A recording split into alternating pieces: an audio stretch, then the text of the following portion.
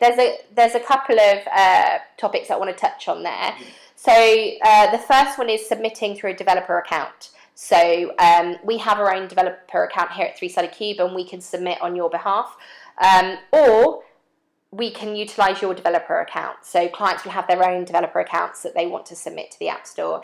It all comes down to when the app's on the App Store, who you want it to be developed by, whether or not you want it to be the agency or whether or not you want it to be yours.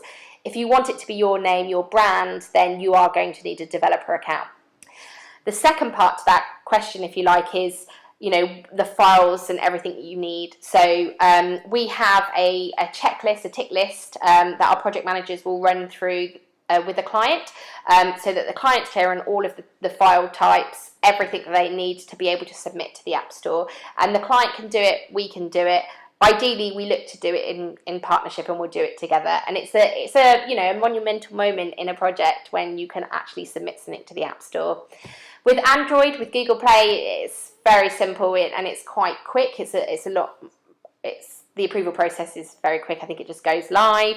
I think they say a maximum of 48 hours, but usually it's only a few hours.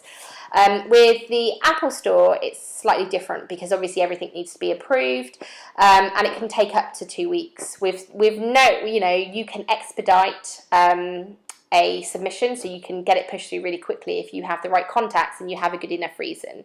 So quite often it might be because you've got a marketing campaign going live and you had to make a last minute change, so you need to really expedite that review. Or it might be that, look, there's a natural disaster coming, we know there's a hurricane coming, we've got to get this app through. They can be lenient, but I would always allow for a maximum of 2 weeks of that approval process with Apple.